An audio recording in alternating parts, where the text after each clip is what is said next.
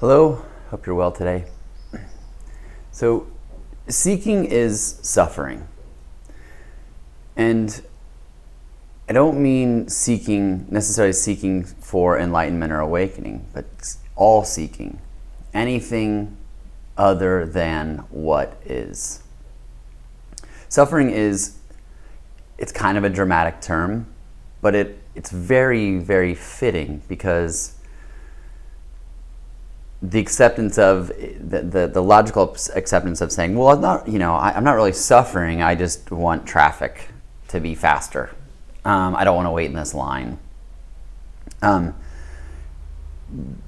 it's all on the same side of the table with regards to not unacceptance and not allowing everything to be as it is. All forms of seeking lead to suffering.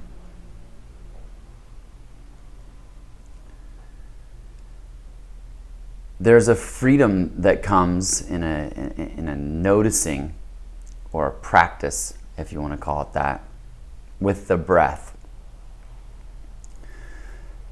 Prana, or life force, it's spoken about several times in the Upanishads.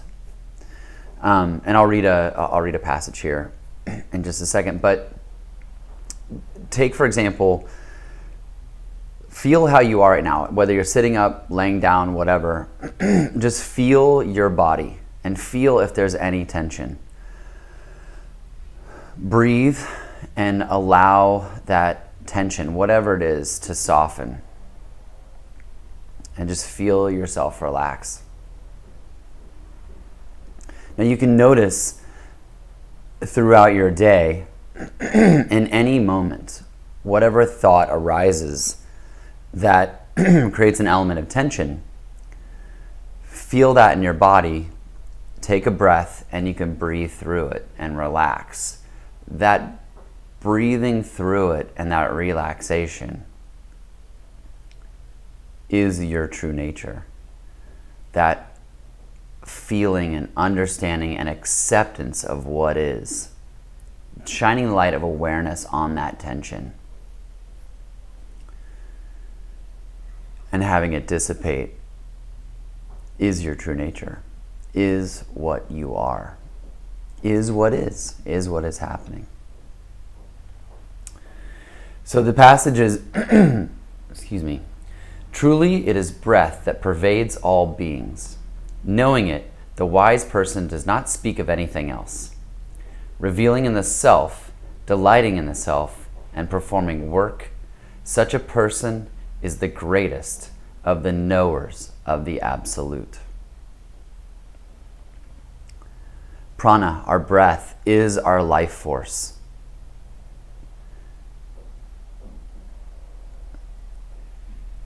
Having the ability, the tool, when some energetic tension happens, when a thought arises that is resistance to what is, to what's happening, whether it is a noise, an event, someone in your life, all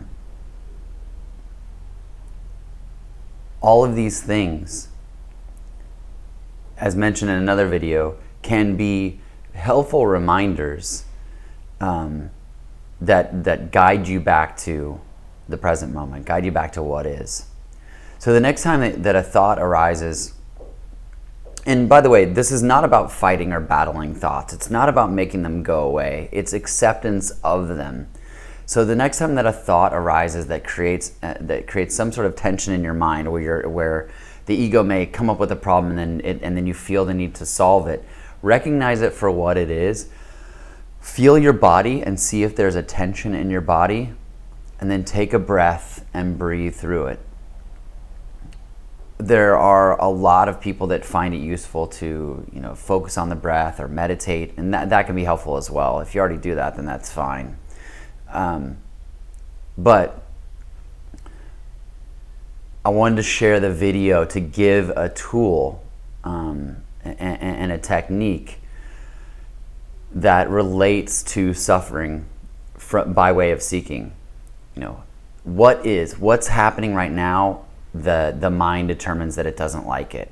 It wants something in the future. It's thinking about something in the past that it can't change or should have done differently, and it starts running. These programs start running. Knowledge and awareness of that with the tool of okay, this is happening.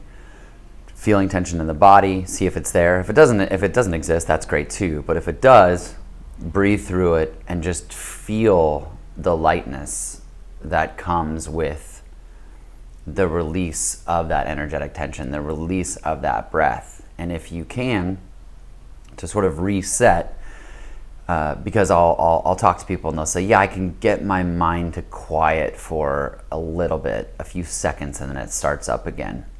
And it's as if the quiet, the quieting of the mind just creates a base point for stress to happen again, because like, oh, I had it and I lost it. And I suppose that can create frustration, but just go back to one. Go back to doing that again. And it can be a wonderful tool to find peace and find calm, and to know and see that space of the release with the breath, that space of the release of that energetic tension, that is the absolute. That is consciousness, the divine, your true nature. That's what you are.